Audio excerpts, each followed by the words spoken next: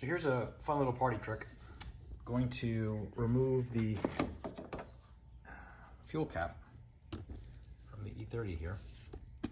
And if you look closely, if I can get it in camera, you can see the rubber gasket on this is starting to go.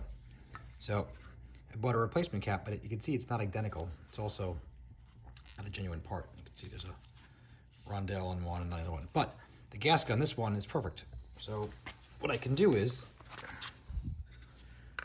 extract this simply by taking a little pry tool, put it underneath, get my hand on it, take this off,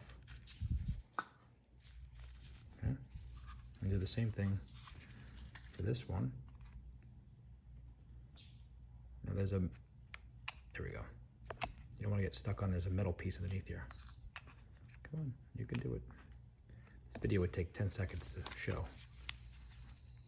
There we go. Take that off.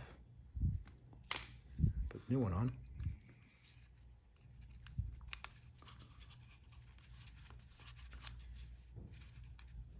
Now, sometimes, by the way, the reason why I'm doing this, sometimes the BMW will update these parts every once in a while.